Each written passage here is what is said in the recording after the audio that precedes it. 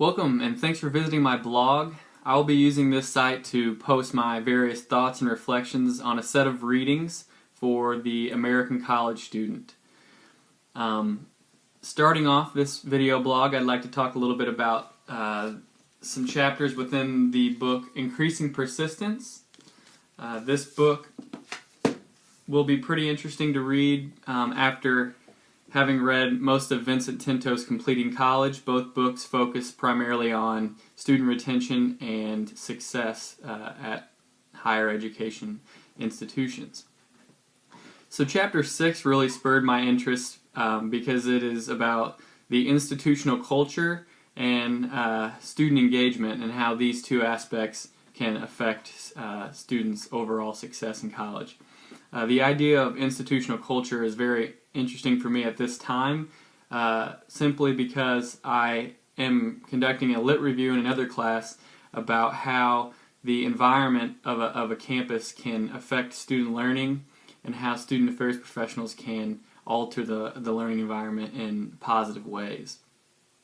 So within that paper, I've chosen to look at culture from three different angles. First, the physical environment, which makes up the archaeological design of a campus, the physical traits of a classroom, then the human aggregate or the interactions between faculty and students or administrators, and then the organizational structure and how all three of these elements affect students. So within Chapter 6, the authors cite Koo and Witt, who define what culture means as far as on a college campus. They said that it is the collective, mutually shaping patterns of norms, values, and practices and assumptions that guide the behavior of individuals and groups in an institute of higher learning. So I was thinking, we know that the culture of a campus has to do with the makeup of all these different beliefs, all these different values, but what shapes these values initially? And a lot of that I thought had to do with the traditions many institutions have. But later on in the chapter, Sheen warns about these traditions and these different artifacts, as he calls them, that an institution may have. And artifacts, I thought, really correlated with the physical environment of a campus. Sheen says that artifacts are what students can see and hear and feel on a campus. So in many ways, this could be the design of a building. This could be the traditions that are spoken at a university. And Sheen warns against institutions taking these for granted, because an incoming student from diverse backgrounds could definitely interpret these differently, and that could affect their learning or their attitude about the university. And speaking of attitude, jumping into my next point, in Chapter 6, the authors also cite Tierney, who has developed a cultural framework. This is another way to explain the makeup of a campus environment. Within his framework, the element of environment it focuses on how participants define the environment in terms of their overall attitude.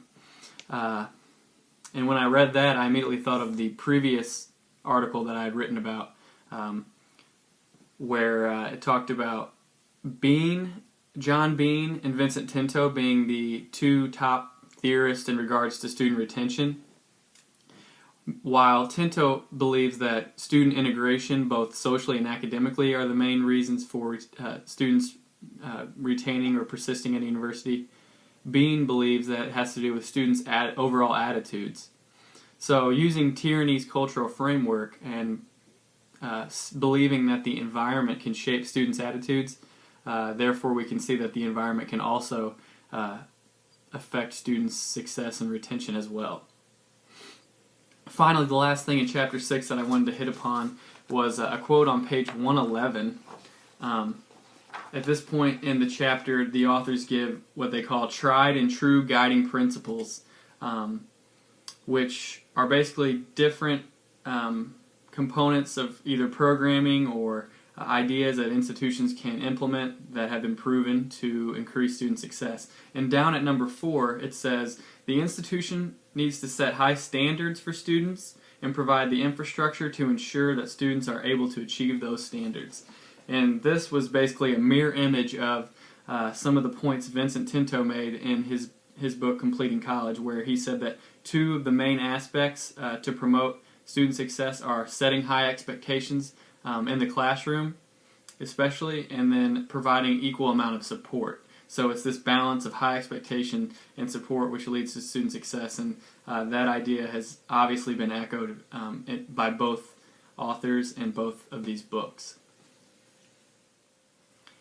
Moving on to Chapter 7, the authors in this chapter focus primarily on academic preparation and how being adequately ready and prepared to take college courses eventually affects students' success rates. This chapter contains several charts that thoroughly explained the percentage of students in secondary education who met particular benchmarks relative to college preparation. And then the authors tried to take this data and explain how the lack of preparation has impacted students' overall retainment at the college level.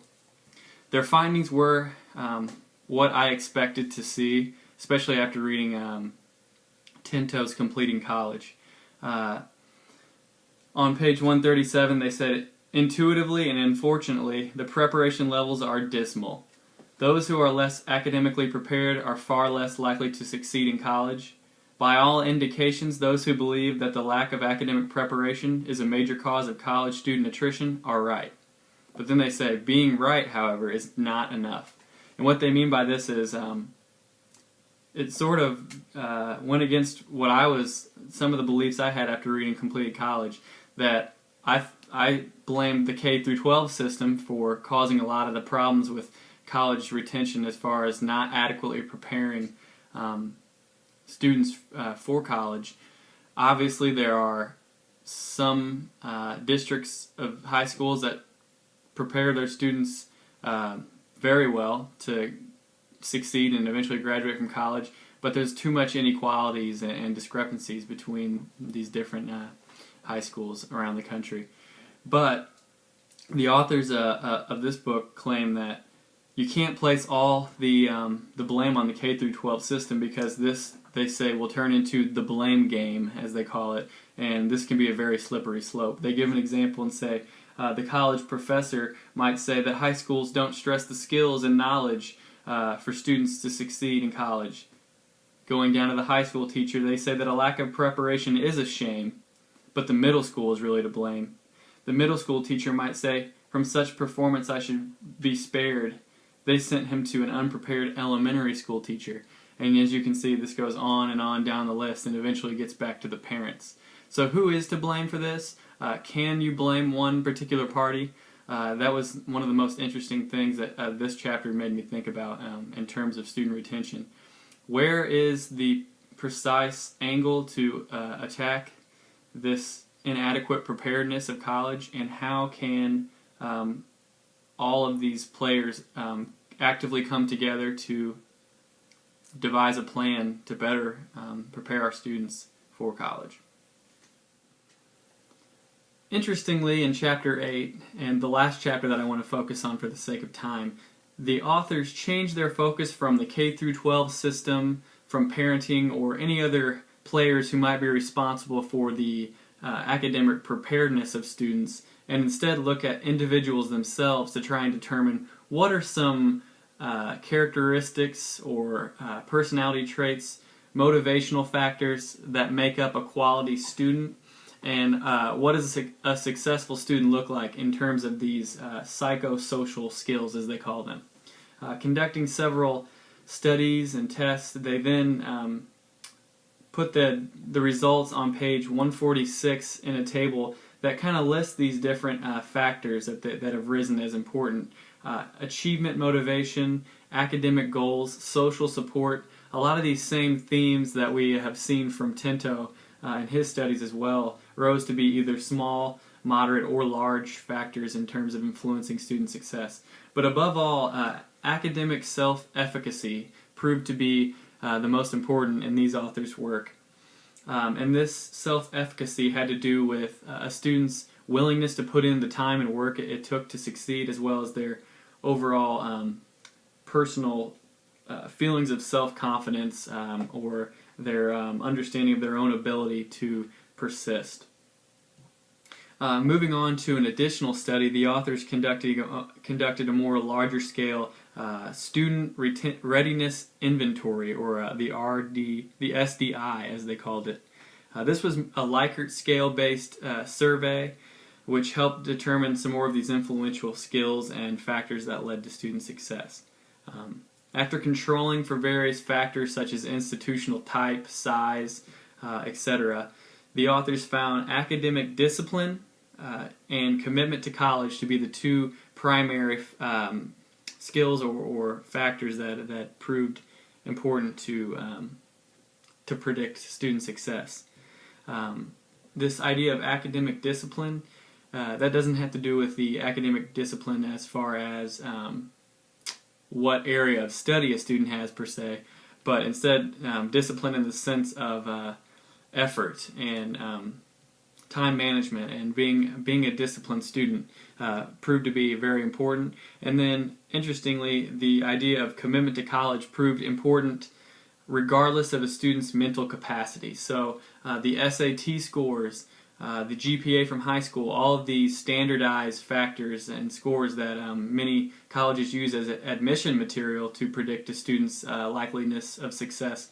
These authors say throw those out the window. Commitment to college can prove to be much more influential than some of these standardized things that are easier to read. So that poses a challenge for student affairs professionals. But in some ways we need to instill these traits of effort and get students to commit to their studies, because overall these are the traits that will ultimately lead to higher rates of success.